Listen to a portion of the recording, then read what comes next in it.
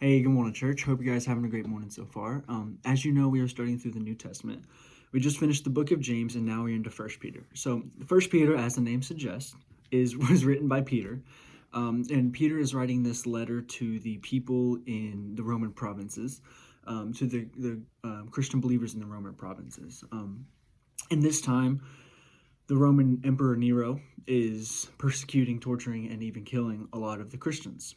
So Peter is writing this letter to encourage people, as you see later in this chapter, encourage people that if you suffer for righteousness, you are blessed, right? So if you guys want to just jump on in. So it starts out, and we're in chapter 3, sorry. So it starts out talking about wives and husbands. Now, me being the 20-year-old guy that I am, have no idea what it is to have a wife or to be a husband. But that doesn't mean that I still can't learn from the Bible about being a wife or a husband.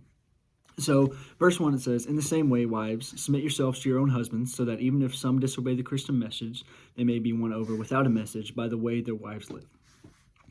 So, you can't let Satan twist this, because this part right here of wives submitting to their husbands can be very controversial if you let Satan take it and twist it to the way that the world wants you to see it.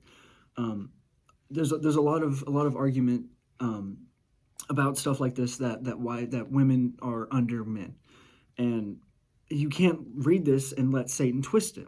So if you read back on chapter 1, there are two very important words that really jumped out at me and make this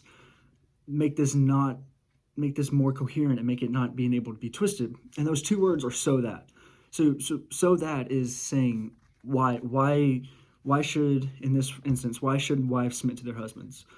Well, it says, "Wives, submit to your husbands, so that even if some disobey the Christian message, they may be won over without a message by the way their wives live, when they observe your pure, reverent lives." So he's saying that you should submit to your husbands, not because that's just the way things need to go. He's saying that you need to do that so that you show Jesus, and you show Christian, and you show the hope of Jesus in you to them. A lot of times, people don't get to hear the message, and that is our job, is to share the gospel and to push out the gospel. And one way for you to do it is right here, is so that wives can submit to their husbands, so that you can push out the gospel and show the Christian message. Now, it keeps talking about your beauty being inside. And then if you keep going into husbands in the same way, live with your wives with an understanding of their weaker nature, yet showing them honor as co-heirs of the grace of life, so that your prayers will not be hindered. So there it is again. If you read that and you let Satan twist it, then it can be it could twist it and make it be a very bad thing. But if you read it down, there are three words that stuck out to me this time. First one being co-heirs. So wives, submit to your husbands, and husbands in the same way live with your wives with an understanding of their weaker nature, yet showing them honor as co-heirs. He's not saying men should be the head or men should be above women in everything. You're still a co-heir. And then if you keep reading, of the co-heirs of the grace of life, so that your prayers will not be hindered.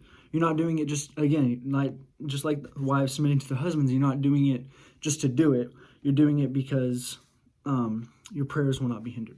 Now, there's a whole lot more to this chapter that I really would like to talk about, but I am running out of time. So I hope you guys have a good rest of your day. God bless.